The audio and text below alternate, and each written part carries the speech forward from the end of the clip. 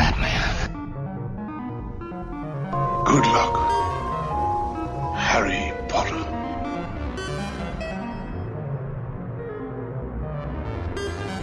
Well, cover me with eggs and flour and bake me for 40 minutes.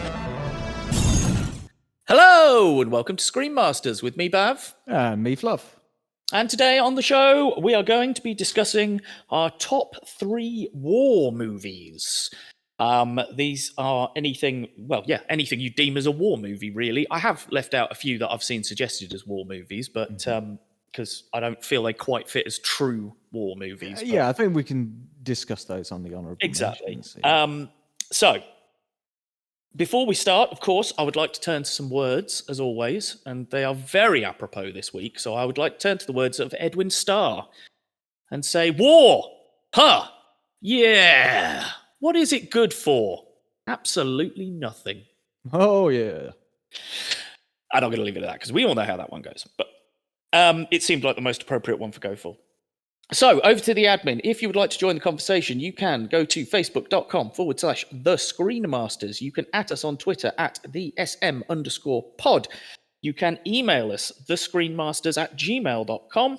And if you want to go back and see any of the YouTube stuff we did back in the day, it's bit.ly/byteback_YT. And remember that the byte is spelt as a computer byte, not a food byte. So, let's have our little catch-up then, my friend. I pass it over to you. Well, yeah, I mean, so I haven't got too much at the moment, mainly because I'm in the middle of 2 or 3 different series. So it's a little hard to go. But yeah, so we've got the ongoings at the moment, Picard, which is... Yes, yeah, I mean, I don't want to say too much, but yeah. I'm 4 episodes in and I am enjoying it far more than I've enjoyed any other series of Picard. Yeah, likewise.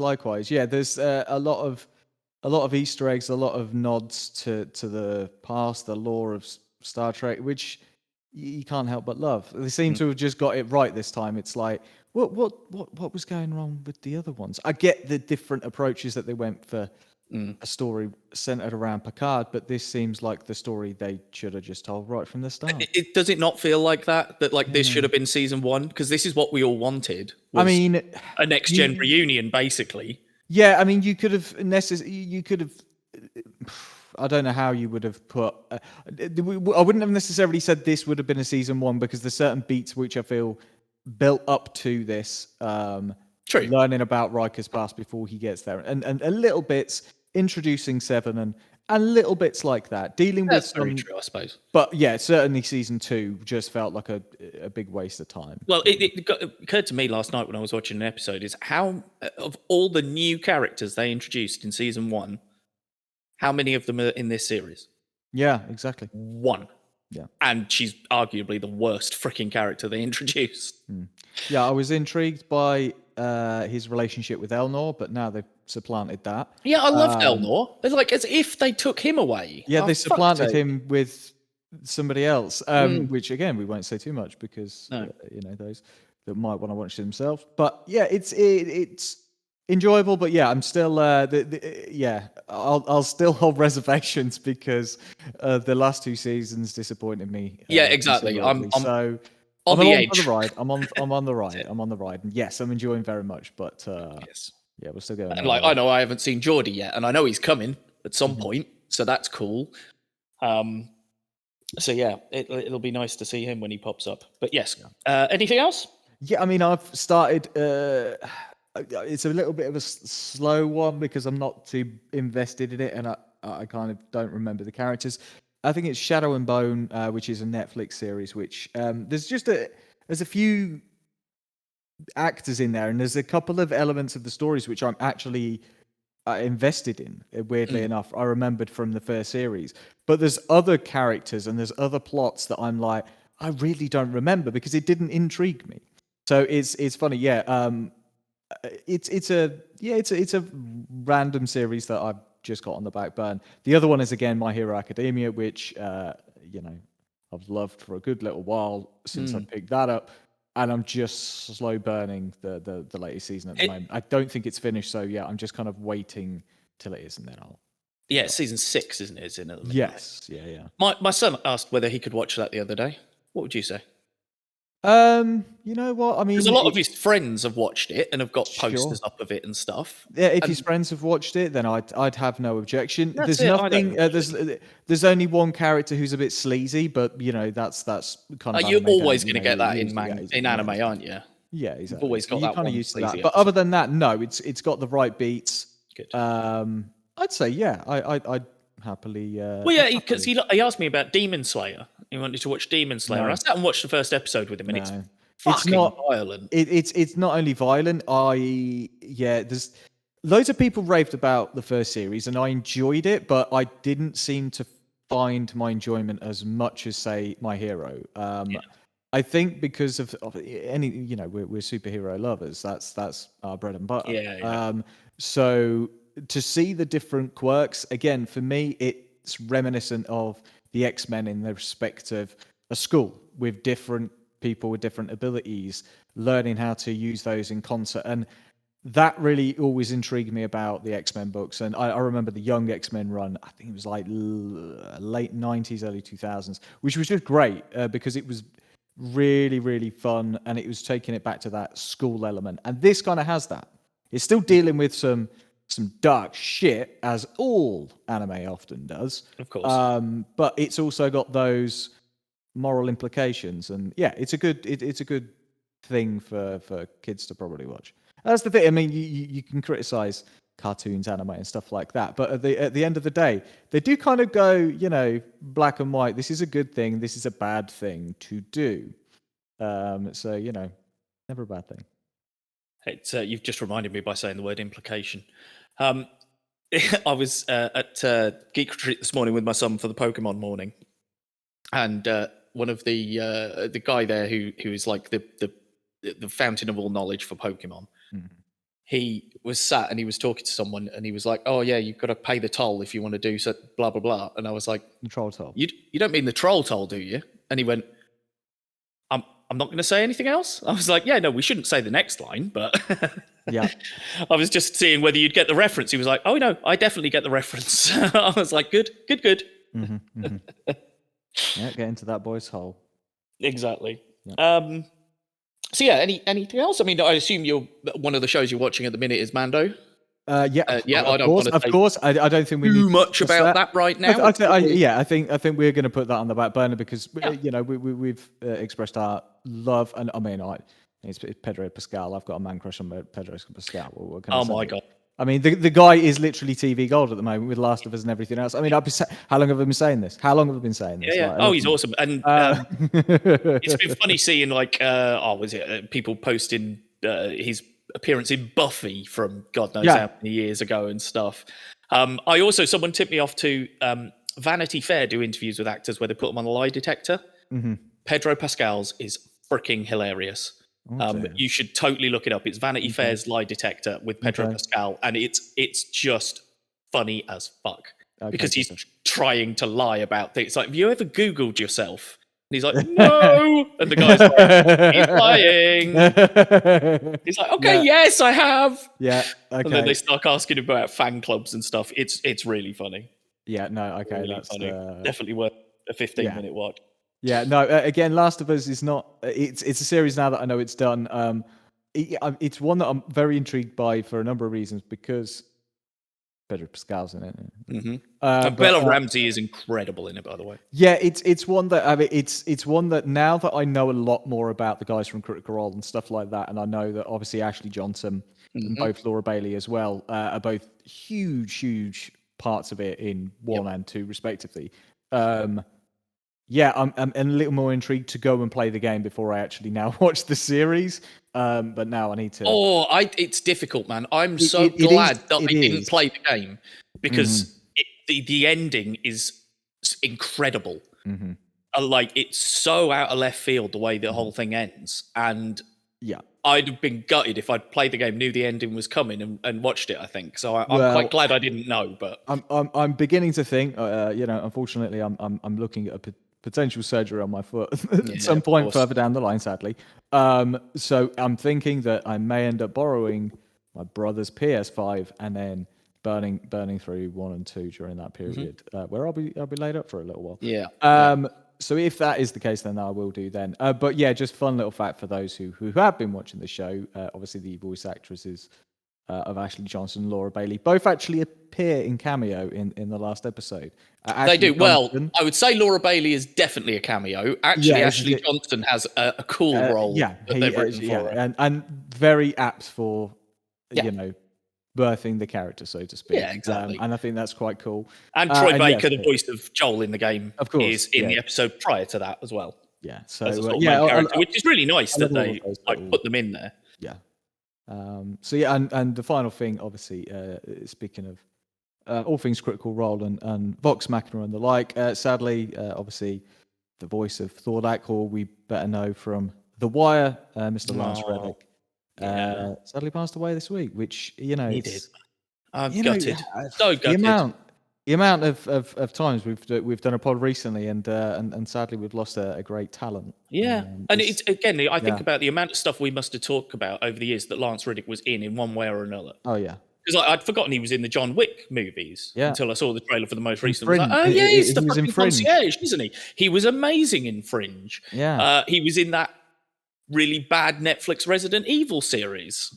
I never watched it, but sure. I discussed it, I think, in brief. But again, he's one of these people that over the years has been in so many projects and has just been, just a phenomenal talent. And and it's his sadly- voice, like you say. As soon as I heard Thordak, I was like, "Oh, is it Zor or Thor?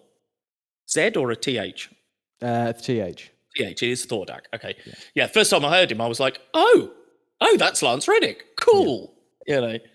And again, it's one of the things I've said about that series is the voice actors that they've got onto the show are talented people, and it's when you suddenly get somebody like Lance Reddick, and they even talked about, I remember, they talked about it on the show, and then they're obviously all very sad to. It's one of those. That's getting it, man. Yeah. Yeah, it's been a couple of really significant ones recently for the stuff that we like, for the stuff that we enjoy. It is really significant.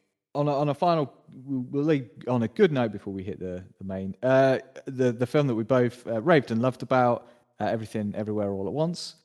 Shit ton at the Oscars, and I'm really happy. Really happy. It was one of those ones I was like, again, seeing Harrison Ford present that award, and you just see, his little interaction. That was really sweet, and you just like, it's a feel-good film, and that's kind of what the Oscars should be about. It's not, sometimes it's drowned with the stupidity, and it felt like it was deserved. And, my dad watched it.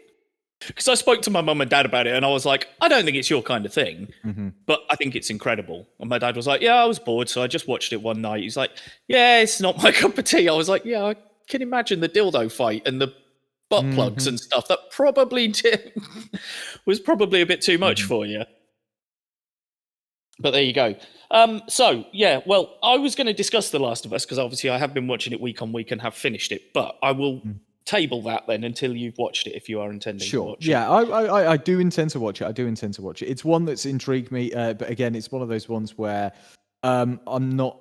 It's a show which I feel like I will binge watch 2 or 3 at a time and just kind of get through it in that way, as opposed to weekly. I'm happy with not knowing all bits of the story. I know it's all chopping and changing anyway. People are talking about it around me, but I managed to drown that out these days, which is quite good. Good. The only couple of things I would mention then is a couple of movies that I've watched. I watched a film called Plane. Simple as that. That's the title. It's a Gerard Butler shooty. But it also stars Mike Coulter from Luke Cage. And it's really, you know what? It's one of those entertaining for an hour and a half, turn your brain off kind of jobs. Gerard Butler is a pilot. He's got 14 people on board, one of which is, of course, an ex-con played by Mike Coulter. So you've got a little bit of the Con Air type thing in there. They have a problem and they have to land. And he lands in some area that's controlled by separatists and stuff. So they then have to set on a rescue mission to try and save the people from the plane. But then the people from the plane get taken hostage. So, the plane company's trying to rescue them all. But then Gerard Butler and Mike Coulter have to go and rescue the hostages that have been taken, who are the other members of the people on the plane, and then bring them all back, and then fly off, and then land again, and then get rescued. Honestly, so much happens in it. It's nuts. It's so pacey that you just don't give a shit about the plot holes and stuff because it doesn't give you time to think about them. But definitely entertaining for a Friday night. And then another one that I saw pop up that I thought, oh, you know what? I do like Guy Ritchie usually, so let's give the new Guy Ritchie film a go. So it's called Operation Fortune: Ruse de Guerre, and it stars, of course, as you would expect, Jason Statham. And as is his wont these days, Hugh Grant, playing a distinctly non-Hugh Grant role. It's also got Carrie Ells in it, who's very funny, and Aubrey Plaza, who's... she does the best she can, but it's, as we'll get to in a minute, it's a very odd film to make in 2023. So, what it is, essentially, is Guy Ritchie's realised they're not going to let him make a Bond film. So he's gone, I'm going to make my own fucking Bond film then, fuck you. So, of course, he's brought Stath in as his Bond, which is fine. I like Stath. I always think he's very watchable. They've got Carrie Ells as the sort of M-type role, and then Aubrey Plaza as the sort of female Bond girl, if you like. But there's a couple of moments in it where things are discussed, and it's like, is that really the way you think, Guy Ritchie, in this day and age? There's a bit where, right at the beginning, they're discussing where Orson Fortune, which is James Bond's name in this, which is Statham's character, where he is, and he's on holiday in like Morocco or something. And they're discussing calling him back to action. Carrie Ells is like, no, I can't, because he'll say that it's bad for his mental health and he needs to stay on holiday and stuff. And they're like, why get him back in? And they're like, look, we trained him to circumvent and use any system on the planet against his enemies. Why are you surprised that he's using this system against us? Like almost criticizing people who have mental health conditions and who are affected by them and need time off for them potentially. It's like it was a bit of a and then I gave it the benefit of the doubt, and then later on Aubrey Plaza does something clever and cool, and Carrie Ells' character, and again I feel so bad for Carrie Ells. If it was me, I'd have looked at the script and gone, I am not saying this. I would have said this in 1970. I'm not saying it now. And his character actually says, modern women, what will they think of next? And that offended me. I was like, come on. We have come so far in equality for the genders and stuff, and you're going to start writing lines like that into a film in 2023. What the fuck?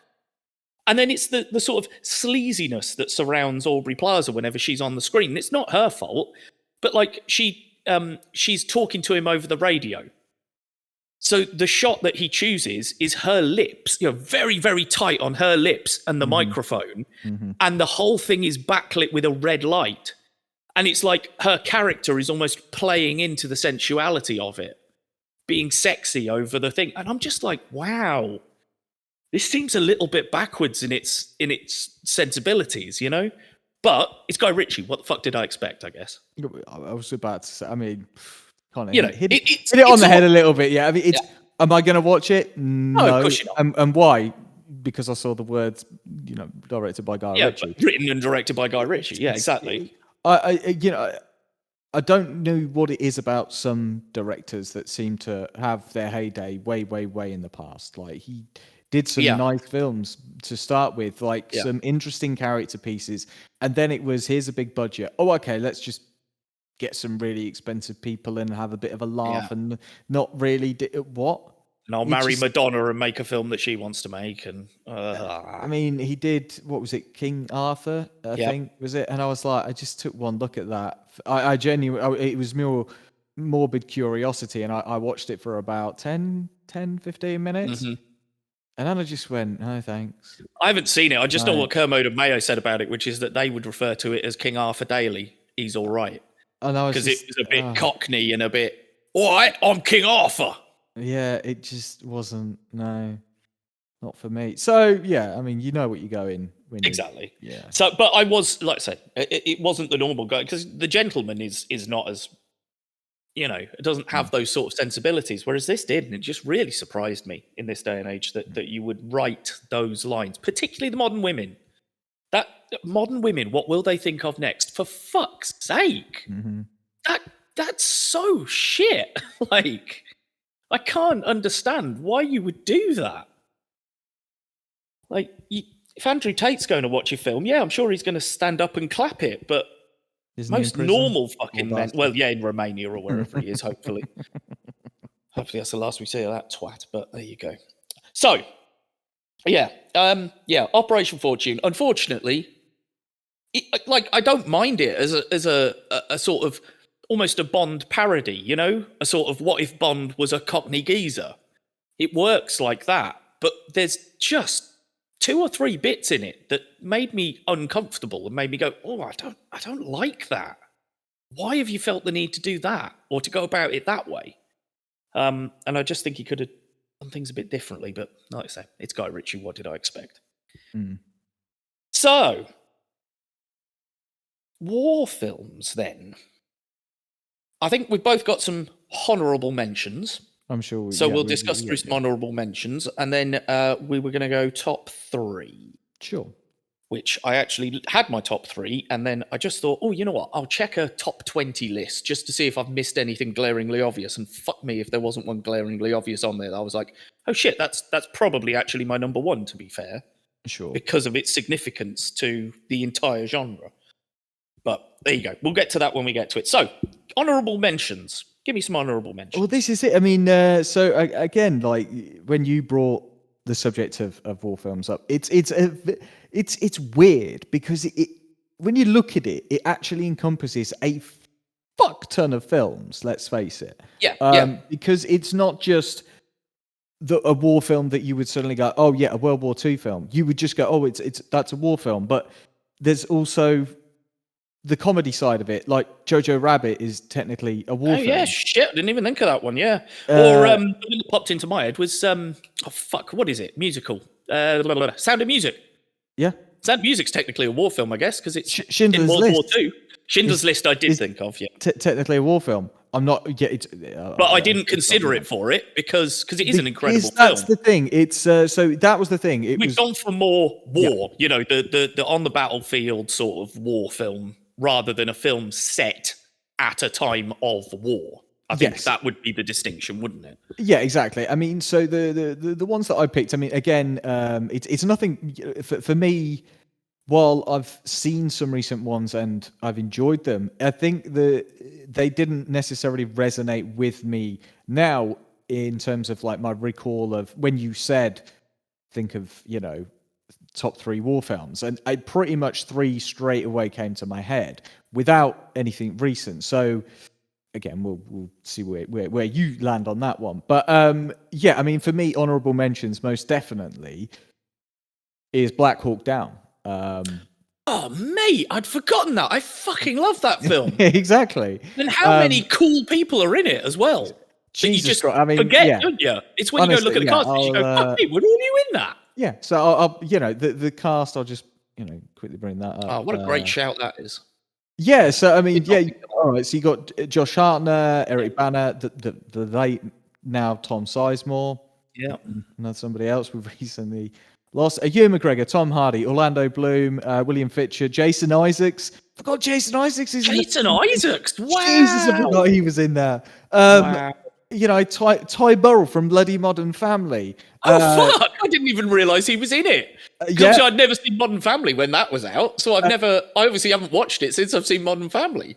Nicolaj Coster-Waldau, Jamie from fucking Game of Thrones. Apparently he's kidding. Jeremy Piven is in it. Wow.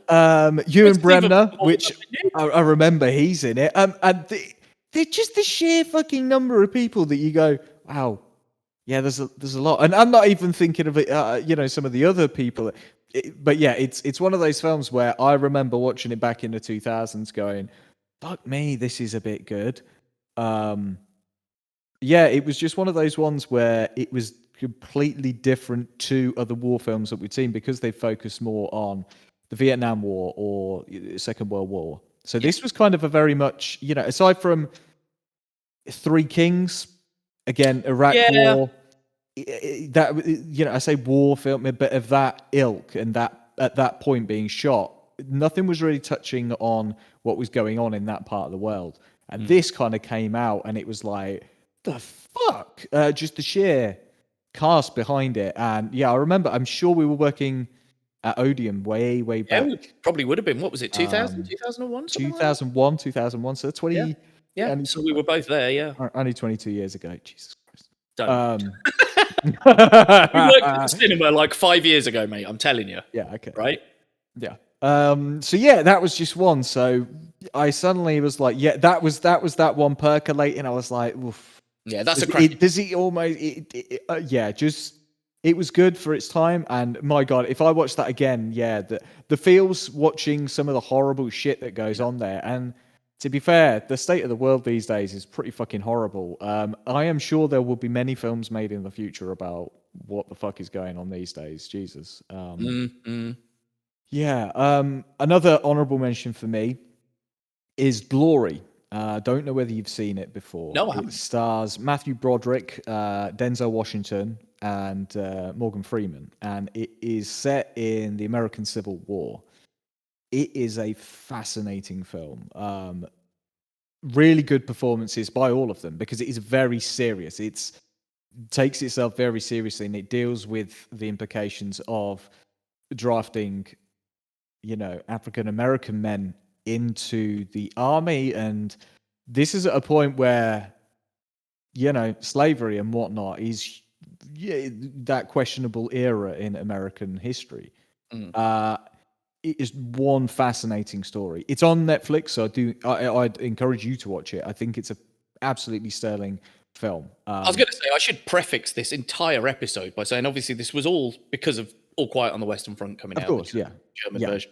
But I am not a huge war movie fan, so I haven't seen everything. But I have seen enough, I feel, to be able to do this episode, so... Yeah, likewise. I went through a little period way back, and again, with some of the ones that I'll get to, I went through that list of so many war films. I was just fascinated by that side of filmmaking, like Deer Hunter. Absolutely fantastic, very, very dark, very fucked up. Introduced me to what Russian roulette actually meant. Because you don't, you hear expressions and things like that, and then you actually see it in person, and you're like, oh, okay. Yeah. That was a pretty harrowing, thing. That was on my honourable mentions, to be fair. Jesus. It's a hell of a film, that, still. Yeah, and that's the thing. So, some of them, for me, again, like Dunkirk a few years ago, fantastic film, truly fantastic. The way that it pieced itself together, it was really good. But while I enjoyed that particular story, there wasn't enough for me there for me to say, yeah, it's in my top 3. But again, of recent memory, it was something different and something very enjoyable. Well, I'll be straight. Dunkirk was in my top 3. It's the one that got kicked out for this one I discovered. So yeah, Dunkirk is in my honourable mentions because I'm a huge Nolan fan. Everyone does. We've discussed him enough. And yeah, I Dunkirk. I'll let you take the beats on that one then. It's just an incredible piece of work. I just think it's fantastic. The way it knits, like you say, it knits everything together. It's Nolan doing what Nolan does best. He takes the time frames and splits them up and tells the story, and they all coalesce at the end. They also built, as he likes to do, they built a brand new rig for the Spitfire sequences so that they could actually have Tom Hardy sat in there with a camera in front of him and roll the whole thing round upside down and tip it left, right. It was like on a big gimbal. So they could tip it any way they wanted to. And they, again, built this piece of equipment specifically to film those sequences.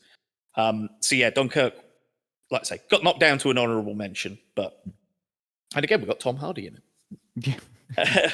Again, I'm sure he's another man crush that we probably got. Oh yeah, I've got a huge man crush on Tom Hardy. I've had a man crush on Tom Hardy since Nemesis, for fuck's sake. That's questionable. That Or is very Bronson. questionable. One or the other. I can't believe you brought up Star Trek Nemesis. What is wrong with you? Ah, man. Because not- I'm in a Star Trekky mindset because of Okay. Picard. It's making me nostalgic. Sure, but I can't get nostalgic for that one. It broke the run of. It did. Oh, absolutely. I mean, the one I can't think of is the Insurrection. even ones that were supposed to be the good ones, Yeah. and then that kind of shot the Yeah, shit. then that out of it. shot it in the foot. Yeah, you're Yeah, absolutely. never mind. It killed the franchise, didn't it? Essentially, Kind of. they only Kind of. came back to reboot the damn thing. So I mean, they kind of reached the end by that point anyway. yeah, absolutely. Sort of. I think so. Yeah. We'd done what we could. Yeah. Yeah. So another honorable mention because I love it of old is the Great Escape because it is. Yeah, I've got that as an honourable mention. I do. Technically, I love it, but it's almost a meme these days. You know, it's movie, but it's all also it's classic cinema as well. Yeah.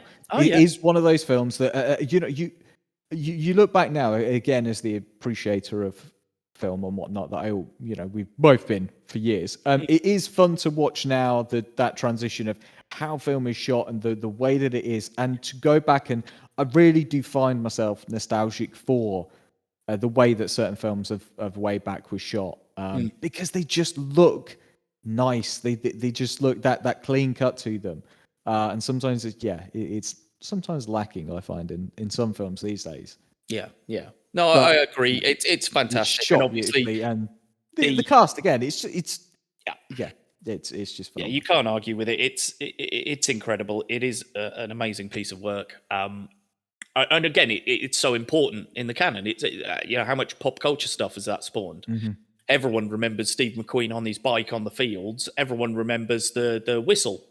Do do do do do do do do do. I'm sure that comes from that. Doesn't it? Yeah, or it's so synonymous with it that you wouldn't think it would come from anywhere else. So yeah, I agree. Absolutely fantastic. Again, yep, I've got that down as an honourable mention. Yeah, I'm sure there's probably a few more, but any more from yourself?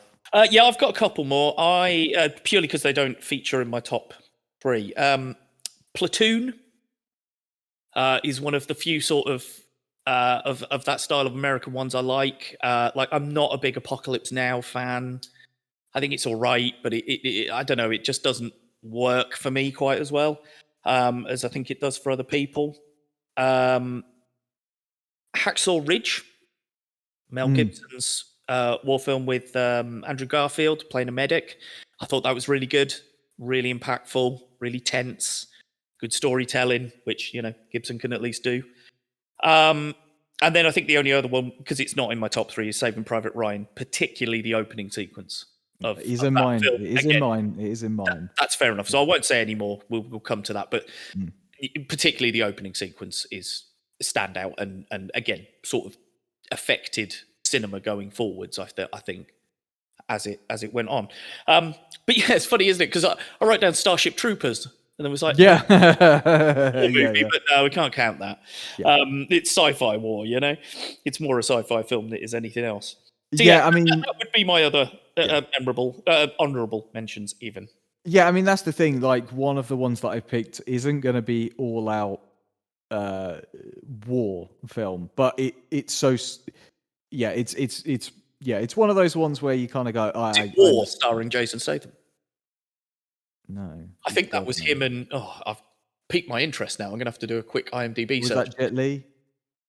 Could have been. It's either that or is it because I'm thinking of Tom Hardy for some reason, but I think you might be right. Let me just have a quick IMDb here. Yeah, you're right. Jet Li, Jason Statham, 2007. Yeah, and that's the second film because they did The One. Oh, is it a sequel to The One? No. That's just the second film. Yeah. I remember because I remember came out while we were at the cinema. Not that we're old. No, I think I've still got the quad poster for it actually for The One. So yeah, so go on then. You start. Okay, so my number 3. oddly enough, was Platoon. Okay. But again, something like Apocalypse Now really it really almost got in there. The thing about Apocalypse Now is it's very fucking long, and there's only a couple of really good sequences in it, and a lot of it is just shots of scenery or shots of slowness, and it does drag that film down. But I still find it a fascinating tale, especially because of the cultural impact it seemed to have, and the shit. I mean, if you've seen Hearts of Darkness, which is the documentary about it, fascinating tale. Much more. Anyway, so it did give us some iconic stuff, which was like a helicopter on a sunset. Flight of the Valkyries. Jesus Christ! Infamous vision, and Flight of the Valkyries. Because I think of things like Kong Skull Island. Yeah. That draws so much influence from Apocalypse Now. Yeah. So, Platoon. yeah. So, I mean, so anyway, talking on the pair of them, there is obviously the link Martin Sheen to Charlie Sheen. And that is, again, one of those things that I always found fascinating about this, that he went on to do a war film, having heard the experience of what his old man went through doing a war film. But again, you look at Platoon now, for me anyway, and you look at, again, the cast that was in that film is just absolutely fucking phenomenal. I'm just going to quickly pull that up just so that I can actually read off. So obviously we've got, Charlie Sheen is Charlie Sheen these days. Willem Dafoe, Willem Dafoe, Jesus Christ. Tom Berenger is obviously in there as an absolute piece of shit. Johnny Depp, Kevin Dillon. Johnny Depp was in it. Yeah, Forrest Whitaker, John C. McGinley, who I do remember was in that because he remember talking about it. Keith David's in there. Nick Nicholas. There's Tony Todd as well. Jesus, I forgot Tony Todd was in there. Wow, I've forgotten that one. So again, it was just, but it was that kind of film again of that period where it was during they're questioning at this point it was way past the Vietnam War, so it was always that commentary back on that period and what was going on and the shit. But again, just before we suddenly get series like Band of Brothers, and then the sequel series, which The Pacific, thank you, that finally came to me, which kind of touched a little bit more on these kamikaze style lunatic bastards that would just come at you and not give a fuck about them. I hadn't really seen anything like that on screen personally at that point until this film. So it was the implications of a lot of dark shit that you didn't think about in war. Like it's again seen more World War II-y and stuff like that beforehand. So to see the viciousness of war a little bit more was, that was the way it was shot as well, I think is fantastic. Again, for the era of the 1980s, there's you think of the budget that they would put behind a war film now, and I don't think some of the ones that they give 100-200 million budget would look as good as this, because it is authentic, it is in the jungle. Whereas I think now they'd spend too much on CGing it because they wouldn't want to harm the actors. Whereas these guys probably lived in the jungle for 6 months to a year shooting this, and it shows on them as well. I think I again, liking the film that I did, just reading and learning a bit about it, that some of them were getting trench foot and coming down with diseases and shit like that because they were living in the jungle and shooting in the jungle. And I think again it shows it's not necessarily the best performance, say Charlie Sheen as the main actor, so to speak, but for me it's the support that propped it up very much so. And just watching the scene of them all escaping and being told Willem Dafoe is dead, and then you suddenly see him running through the fucking jungle and getting taken down, and just that heart wrench and stuff like that. There's a lot of emotional beats in it, and I didn't think at that point, like I say, some of these films mainly came to my mind because of the emotional resonance that I had when I first watched them. and they stick to me, and that in that way, and that's what a lot of films do. And this was that one for me at that point. I think I didn't watch it probably until much late 80s or early 90s, probably. So it was probably a good while since it had come out. But it was, Platoon was one of those films that people always talked about. And when I watched it, I really felt like I got why. But again, that was just for me. I mean, again, on a film that, just looking here, had a budget of $6 million. Wow. That's again, nothing. That, even exactly. with inflation, even if you adjusted that for inflation for today, that's still nothing. Yeah. I'm sure. Like, what would that be? Less than 100 million? Surely. Would you even be up at 50, 70 million? Yeah. That's insane. Yeah. I mean, it's an Oliver Stone film that, again, at that point, Oliver Stone was making himself synonymous with these big films, and this kind of cemented it for a good while. I'd say anyway. But again, that's me. That's number 3. Nice. So my number 3 was a toss-up between keeping Dunkirk in my top 3, or I don't want to seem like I'm jumping on the bandwagon here, but it is All Quiet on the Western Front. Sure, it wasn't in mine, so that's perfectly fine. Film, it's an incredible piece of work. It really is. Felix Camera? Yeah, I think so. Apologies if I butchered your name, even though you're not listening.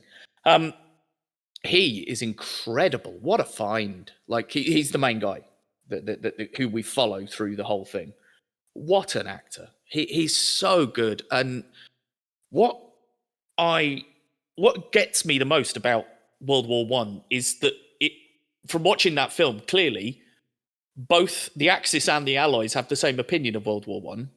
It was a fucking waste of time and millions of lives. Because you think about the British media that is towards that, and I always think of the Blackadder Goes Forth scene where Captain Darling is showing Stephen Fry's character, I can't remember his name now, how much land they've taken that day.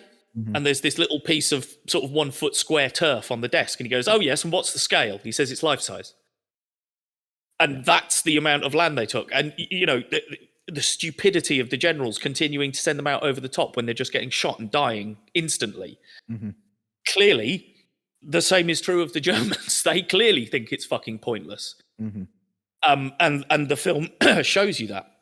Also, really surprised that Daniel Brühl is in it, but in like a little almost cameo role, which I found interesting because, when you got someone of his stature in there, I thought he may have had a bigger part to play in it. But I thought it was incredible. I think the music's great. Edward Berger, the director, has got a real flair about him. I haven't seen any of his other work, but I shall certainly be looking it up now to see what else he's done, because, like I said, there's a real visual style that he's got and he's brought to it, and the way he captures the emotion on the face a lot of the time is really moving.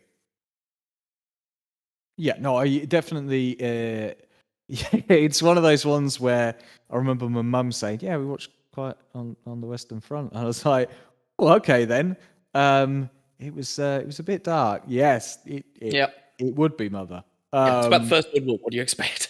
Yeah, but I but that's the thing. Again, it's she understands, especially having seen the result of the Second World War on her father, my granddad, and the PTSD that he suffered, which we now understand years later, after the fact, what it was. But back then, it was shell shock, wasn't it? Originally, that was it. It was you just attributed it to you coming home from war. So I think anytime she watches certain films like that, I think she always has a small wonder about that as well. And as do I, it is the impact on the individuals that come back after seeing their friends and everybody around them being shot, blown up, stabbed, whatever it might be in the instance. That's a pretty harrowing thing. And this, again, just shows that you know, we always feel like we're on the cusp of fucking World War III every day these days. Yeah. And when you watch these, and again, like you say, from the perspective of the Germans after the fact, we've always known it from our side of history, and we see it from their side of history. War's shitty. Doesn't matter whichever side you're on. War is shitty. You shouldn't, you know. Yeah. Again, it's insane, particularly the last sort of half an hour of it when you think everything's dying down and there's still more to come. It's that bit is just killer.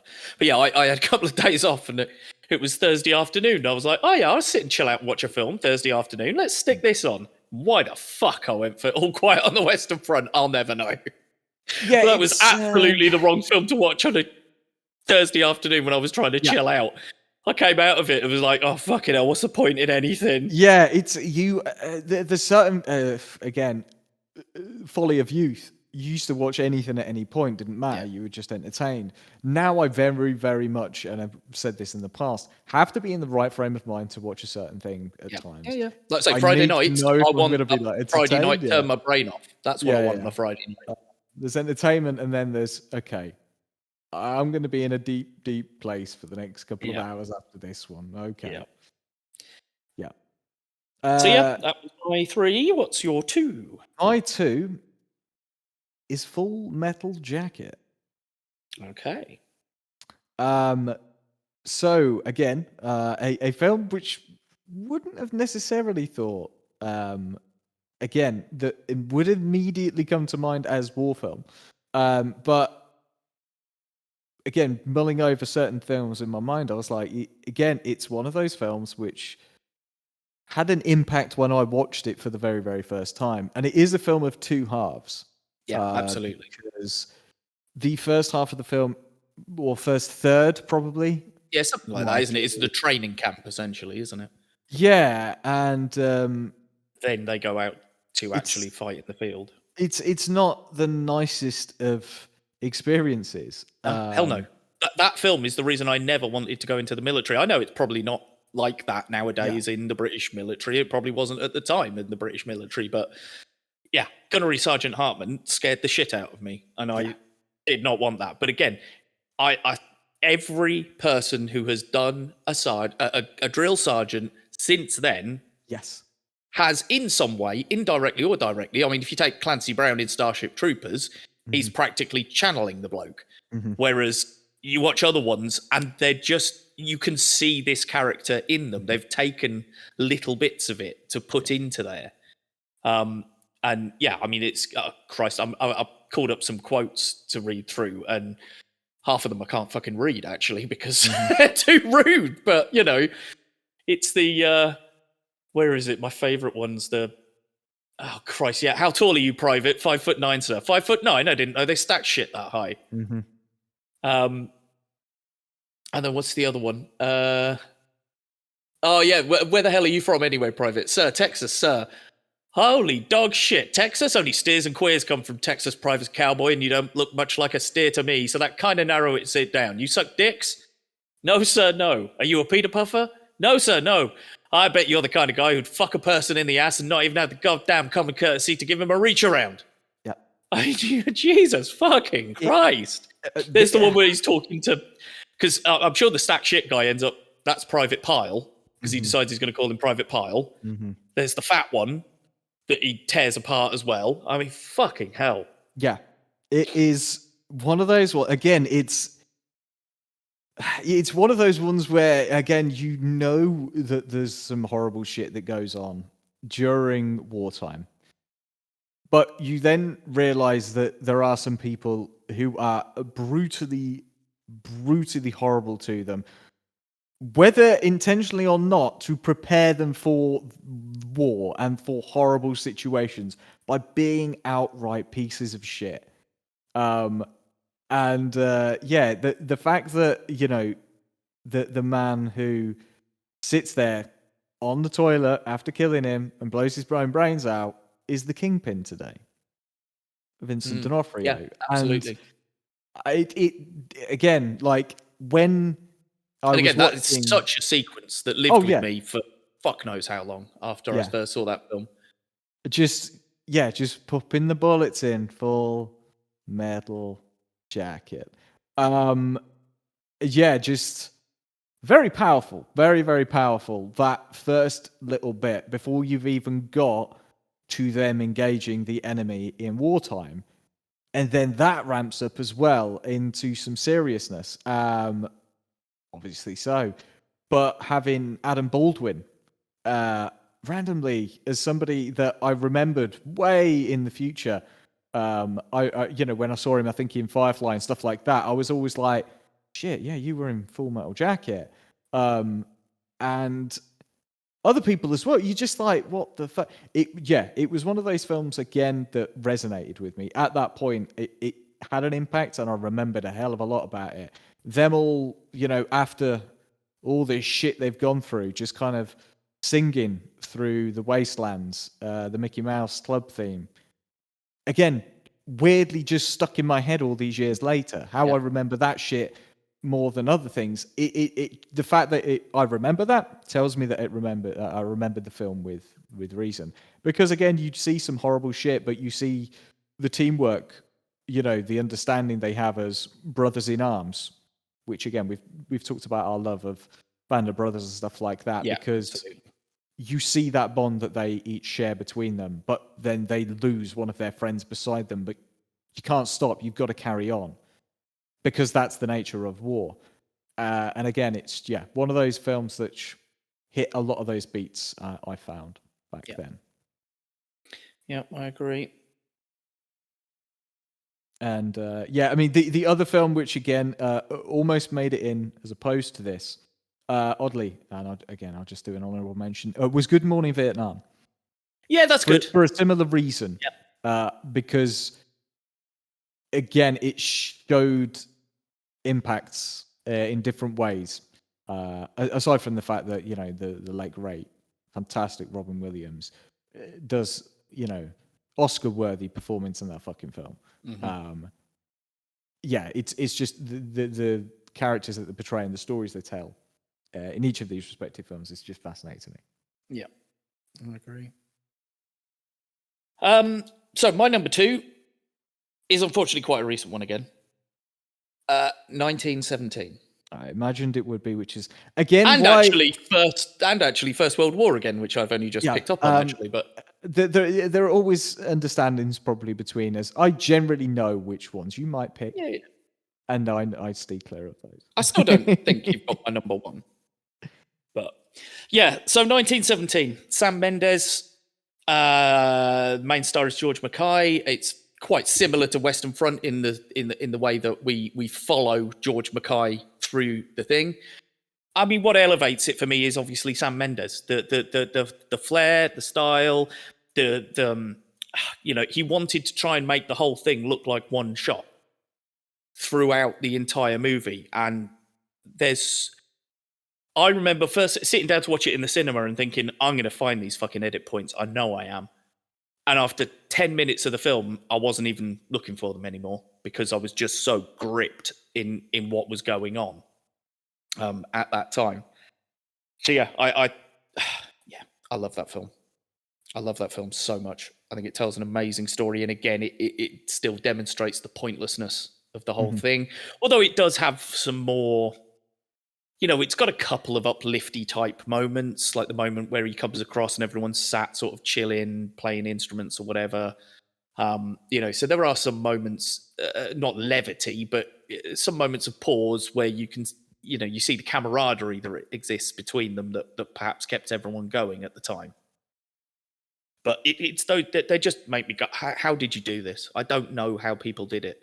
Maybe it's because we're too pampered in the modern day. I don't know, but being conscripted at the age of 17, 18 and going off to fight a war. What? I cannot comprehend that was a century ago.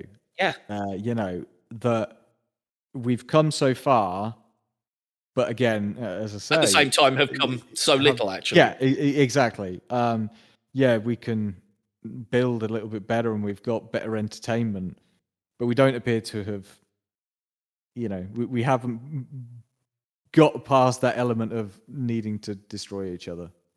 Absolutely. So yeah, I haven't really got a lot more to say. I think it's a great film. If anyone hasn't seen it, go and watch it. But I'm assuming most people have because it was quite well received at the time. Yeah, and that's the thing. And don't worry, my last one is not a recent-ish. Well, it's recent-ish, but you won't guess it. So It's Pearl Harbor. I'm sorry, I'm wrong. It's Warhorse. Yeah, shit. Now I've got to change it. Yeah, so my number one, unsurprisingly, because I'd already mentioned, is Saving Private Ryan. Which is fair. Part of and- the Hollywood spends millions rescuing Matt Damon series. Yeah, and as ludicrous as the element of that story is, I think it's because it was that film. It was seminal, absolutely. Seminal, thank you. Yeah, we've already touched on, and we've already done a series talking about Band of Brothers, which wouldn't have come to fruition if this hadn't have succeeded the way it had. No, that's it. When I touched on it in the thing, like you say, it changed the way these things are made. Sorry, carry on. No, yeah, it's one of those films which at this point everybody will have seen. I would imagine. For some reason or other, it has. And if you haven't, you should go and watch it. Yeah, oh, Jesus Christ! Yeah, if you haven't, I mean, it's Steven Spielberg at a point where he's really, really on top of his game. Less perhaps so the last couple of films like Ready Player One, which didn't. Yeah. It felt more like a CGI love affair than anything else. But the realism and the seriousness with which this is taken, again, on the cusp of, at that point, 50 years hence, the Second World War itself. So it had already been in a lot of people's minds during that period. It always is, because it's a seminal part of history to all of us. Yeah. But the way that it was displayed on screen was like nothing anybody had seen before. That opening sequence on the beach, where you've got people's arms being blown off and them reaching to pick them up. You've got people almost being shot and then taking their helmet off, going, Jesus, that almost killed me, and then getting shot again. Trying to get the landers up onto the beach and being shot at. But just every single beat for those first 2 or 3 minutes, you feel like you're holding your breath. Yeah, absolutely. I agree. That's it. Like you say, that initial sequence lived with me for a long time, still lives with me now. Yeah. How brutal it is. Because again, I think about, okay, I'm one of these 19-year-olds, 18-year-olds who's on this boat and the door goes down and I leg it onto the beach and I'm dead. And that's it. That's it. That's my story done. And how many thousands, tens of thousands, hundreds of thousands potentially, teenagers experienced that and were just dead within the first 5 minutes of the campaign. It's horrific to think about. I think, again, there isn't probably a person, well, I would probably say there's not a person alive who didn't have some family connection to somebody, knowing, been a member of, the armed forces at some point during World War II. Like I say, I know my grandparents were, and, it's always something that I now understand they never wanted to talk about for understandable reasons. And then when you see these things, that becomes ever more prevalent. But again, it highlights something that we keep saying again and again, that war is fucking horrible. Whichever side you're on it, it's truly fucking atrocious. Even if you're on the quote-unquote winning team, it's... I mean... You've still lost hundreds of thousands of lives. It's just insane to me. Just insane. Yeah, it's staggering to think that the ends that people will go to, again, especially towards the end of the film, one of the truly horrible things is where you've got one of the characters kind of hiding behind a wall while his friend is getting stabbed in the chest, and he's too afraid to do anything. And you just, I'm just, I remember seeing it for the first time, and I just wanted to scream at the screen and just go, "Help him! What the fuck?" Yeah. But I also don't understand, because I'm not there, the crippling panic and fear of being in a war where you're just, he's a translator. He wasn't a frontline kind of person. Yeah, just dealing with all of that and just, everything. The performances all around as well. Vin Diesel, for Christ's sake, was in this film. And I was like, What? yeah, Vin Diesel is in. He's in Saving Private Ryan. Is in Saving Private Ryan. If you recall, again, without spoilers to anybody, everybody's seen Saving Private Ryan. I was going to say, Jesus Christ. So if you remember, 20 years ago, I think we're past spoilers. Yeah. So there's one of the characters, one of the unit, sees a kid up in a building and goes to help her down, and they're like, "What the fuck are you doing? Put the kid back." He's he reminds me of my niece or something like that, and then gets shot and then passes his letter on, which then becomes a recurring thing. The guy that gets shot is Vin Diesel. Oh, okay. So there you go, little Easter egg for everybody who cares about Vin Diesel. But I always found that interesting after the fact, because I was like, holy fuck, Vin Diesel is in a goddamn war film. Yeah, I didn't know that. Didn't know that. Yeah. So again, without this as well, I think probably again, little cherry on top for me is without this film, we would have never got the unbelievable series that was Band of Brothers, which on a comparison, it's hard for me. I mean, if I was ever to go, Band of Brothers will always be, the war film series, whatever for me. Yeah, I think I'd agree with that. Yeah. So yeah, and without this, that would have never spawned that. So, so your number one, you've now colored me intrigued. Okay, so my number one is Captain America: First Avenger. No, it's not. It's really not. I'm not that bad. No, if you'd done unfortunately, it, I think our good friend Baggy might have actually lost his. I know. You did ruin my joke though, because I was absolutely going to say Pearl Harbor. God damn it. For my number one, just as a joke. So you totally ruined that. Beat you to it, and there you go, beat you to the punch. I should just re-edit the episode and put in some guffawing laughter after I say it, just to make the joke work anyway. But I won't do that. No, my number one is Full Metal Jacket. I just didn't want to say when you said it, but it's Full Metal Jacket, because I thought about all of them, and that is the film.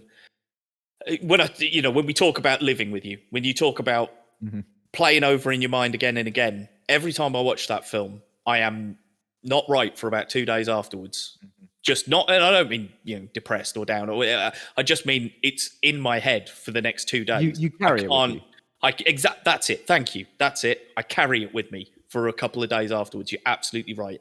And obviously, Gunnery Sergeant Hartman, Ali Ermey, his performance, the character, it's just, like I say, it's quintessential nowadays. It's not just seminal, it's iconic, that performance. And then, as you say, people like Matthew Modine as Private Joker, Adam Baldwin's in it, Vincent D'Onofrio as Private Pyle. There's so many great little performances, because again, Vincent D'Onofrio's the performance in it's scary. It's terrifying. Fucking scary. And again, am I surprised that he does the performance that he does now? In Marvel, as Kingpin. No, I'm not surprised, because the guy is fucking terrifying. Yeah. And like you say, I love the way it's set out. I like the fact that you get to watch them through training and see them develop and stuff, and then they're thrown out into the world. And like you say, it's a lot of it is about shit. All this training was fucking useless almost, because you get out there in the real situation, you go, fuck. Actually, when there's a bomb exploding right next to me, when there's people shooting fucking bullets at me, things are very different. I understand. It's funny that you watch enough war films, war series, or the like, and you always hear about training or boot camp, and you're like, okay, basic training. Yeah, that's what they start with, and then you see it and you go, I understand why they call it basic, because nothing can prepare you for the reality of the situation until you're thrust into it. Yeah, absolutely. Absolutely. And yeah, I think it's, I mean, I don't think we need to extol the virtues anymore of it. It is a seminal piece of work. It's an iconic piece of work. It's probably my favourite Kubrick film, actually. I'm not a massive Kubrick fan, but it's probably my favourite one that he did, thinking about it.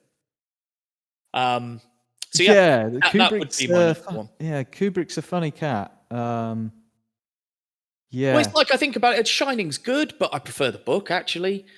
Again, Shining is there's a quality to it, but oddly enough, I'm not sure I could watch it again now without being a little bit too condescending of the film. As weird as that is, I think I'd see a little bit more fault in it. I'm just going to keep that in the memory banks of one that I watched way back and thought was freaky as fuck then. But, Yeah. Yeah, I'm just looking through just to see if there's any others, but I don't think there is. I mean, I liked recently there was a Tom Hanks Apple one called Greyhound. That was quite entertaining and quite good. But you know, I think those three stand as my my favourites and the ones I'd go back to. So join the conversation. Let us know what you think. And I'm still amazed by your shout of Black Hawk Down. What a fucking cracking shout. There you go. I wouldn't have mentioned it had you have not, because it'd fallen out the back of my head because I haven't seen it for a few years, and it's such a good film. Yeah. So you see, that's if anything, this is just reminded you all. Perhaps there's a few films that you haven't seen that you might want to go back. And obviously, we haven't mentioned things like Hurt Locker and what was the one she did one after that, didn't she? I can't remember what it was called.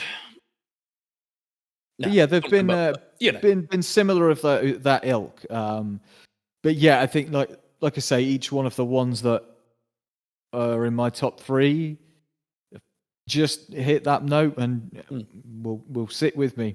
Yeah, absolutely, as good films often do. Yeah, that's it, as they should. So yes, as he says, if you want to join the conversation, go to facebook.com/The ScreenMasters, at us on Twitter at @DSM_pod, or email us at thescreenmasters@gmail.com. It's a bit of a shorter one for us today, actually. But there we go. Lucky people. Lucky people. Lucky people. Maybe we could have done a top five. Never mind. I said top three just for time, but never mind. Well, this is it. I see. I'm working a little bit less in the office these days, and I tell them when I'm in, I'm like, "You're lucky people that I'm not here as much because you don't have to put up with me, and this is they don't have to listen to the sound of my voice." You, unfortunately, my good friend, listen to it most days, so you know that's just the way it is. Oh, I'd miss it if it was gone, mate. So, for now, I'll say that I've been Bav. And I have been Fluff. And this has been ScreenMasters.